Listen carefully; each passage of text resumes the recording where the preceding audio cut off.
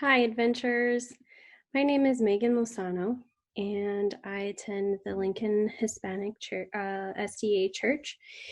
And um, I'm here to talk to you about a guy named Daniel.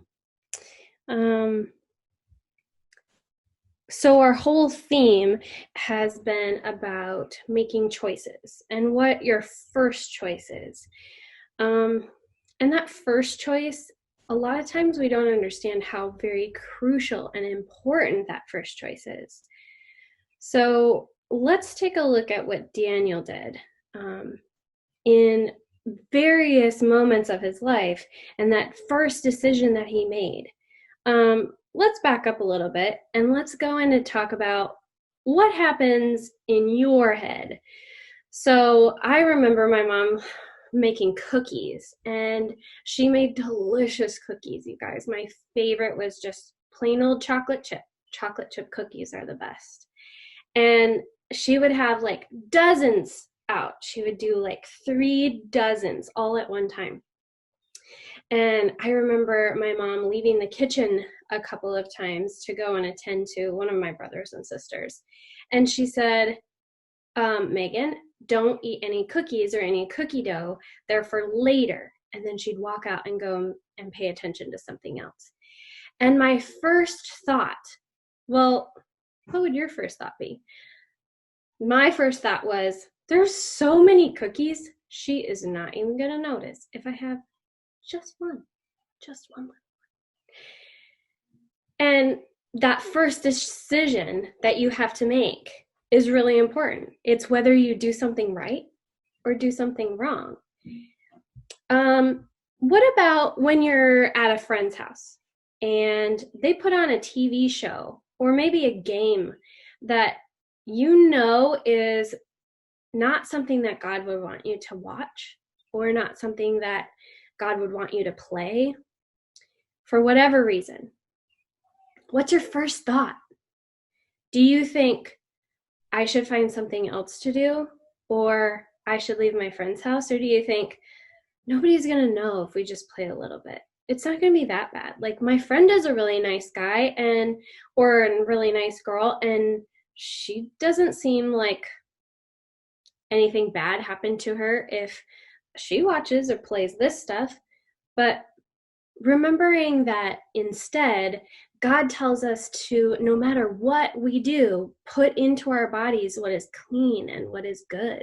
And we know that our minds are really, really important devices to God and that we should take care of them.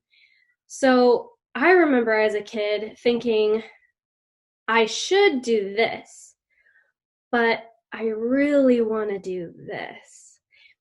And that first choice and that decision making that you have to decide in that few seconds is so important to choose the right thing. Daniel was a really good example of how he made choices in that very first moments that led him closer to God, closer to his Savior and his Master and his forever friend. Let's go back to when Daniel was a kid. Daniel lived in a small village and outside of the outside skirts of Babylon, and there was a time when the king decided that he wanted to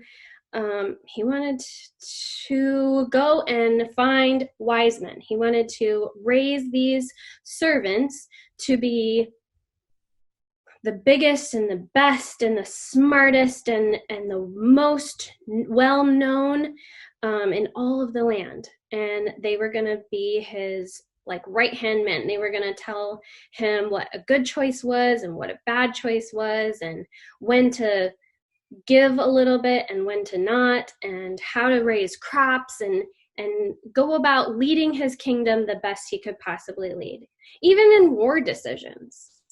And so Daniel, as a small kid, you guys, he was just a kid. He got taken away from his home and forcefully taken away from his home. I can't imagine the hurt that he felt, the pain of knowing that he wouldn't be able to live with his mom and his dad and his family. Along with him were a couple of his friends. Luckily, he had some friends that were able to come with him. And even though that's tragic to say because they also got kidnapped, it was a good thing for them to have those friends that they knew from before and that also loved God. And on their way to Jerusalem, they made a pact. In the Bible, they made a pact, and Daniel says, in all the things that are to come in our life, let's promise each other that no matter what, we are going to ask God what we should do, and we should keep to his teachings. That was their first decision, you guys. It wasn't to fight. It wasn't to escape. It was, let's make sure that every decision that we make from this point until we are no longer, until we die, that we are living for God. That was their first choice. Okay, then they get to the palace and they find a huge table waiting for them with king-worthy food. So this is like a feast, you guys, and they had been on a long journey to come into Babylon.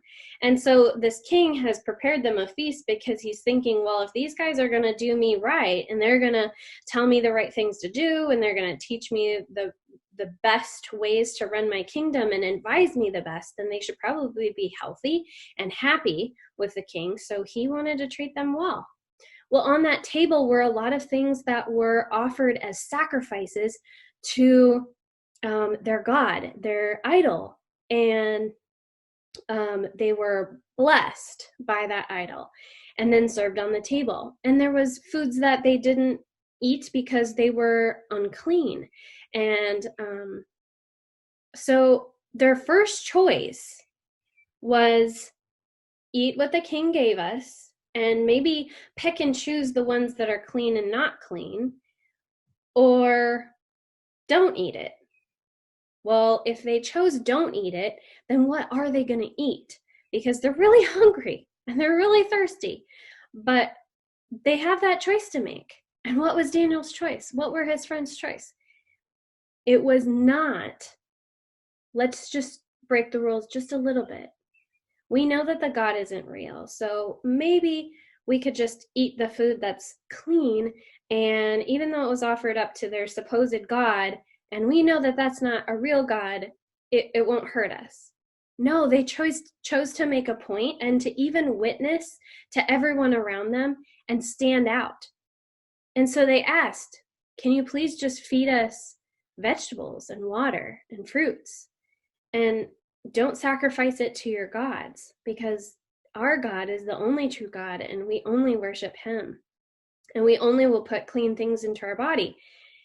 And their reaction was, are you kidding me? This is for the king. What do you mean? You want other food? And so then it became a test. And guess what? God helped them pass that test. They were the strongest. They were the healthiest. They were the most well learned, and they could retain all of their knowledge in their brain that they were learning in the classrooms of different languages and writings and teachings of the land and history. And God made them stand out because of that first decision that they made in that moment when they could have chosen something else. Do you see already how Daniel and his friends had to make lots of choices in their journey?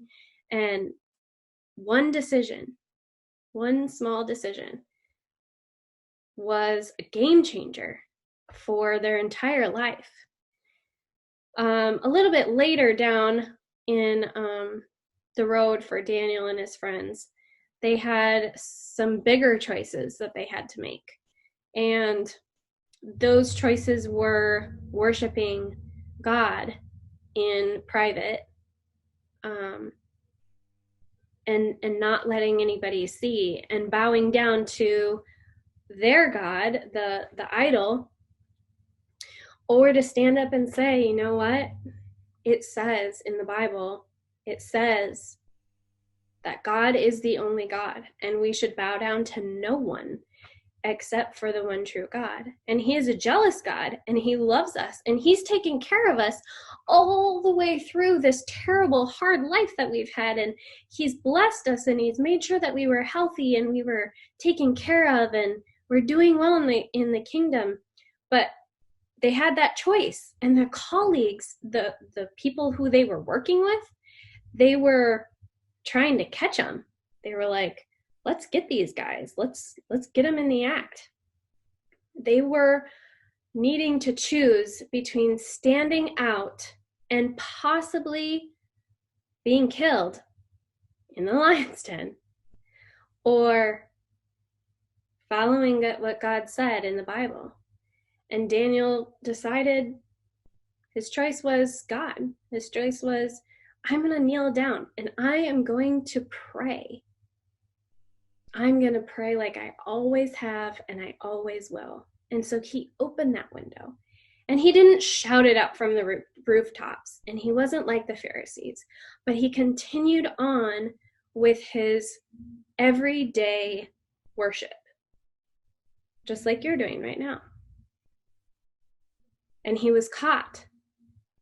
He made a choice, and he was caught.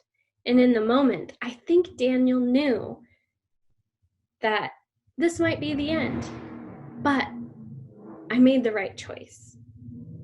I made the right choice. When it comes down to your decisions, you guys, the decision making is fast. But the consequences, whether they're good or bad, they last forever. Daniel could have saved his life, his own life, and just went to the closet and did his prayer and made sure nobody was looking. He could have slightly bowed just a little bit so it looked like he was bowing down, but he really wasn't. But his decision was, no, my God is the only God, and I'm not going to pretend just to save my life, because I know that Christ is going to save me, and he loves me, and I'm going to do what he asked me to do.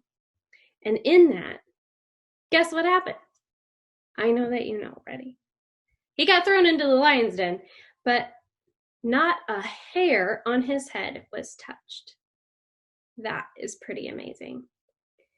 Daniel's choices led him to a life full of witnessing to other people, showing how amazing God is, and showing others around him, including the king, who became his friend, that God is the only God. And in the end, when Daniel was able to come out of that lion's den, he got to witness the awesome proclamation that God is the only God, and no one in the kingdom is going to bow down to any idol or man except for the true God. And that was Daniel's God. That's our God, you guys. That's your God.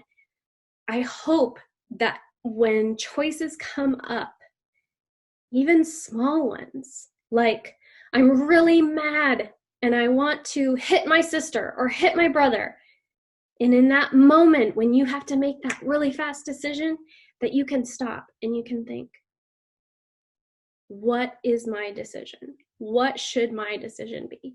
Should it be to hit, to follow through with that anger? Should it be to take a step back, think about what Jesus would do? I know that's really, really hard to do, but I'm going to challenge you.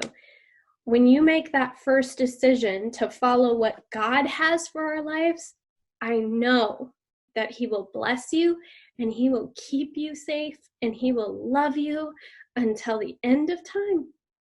I hope you enjoyed our story. Thanks for joining us. See ya.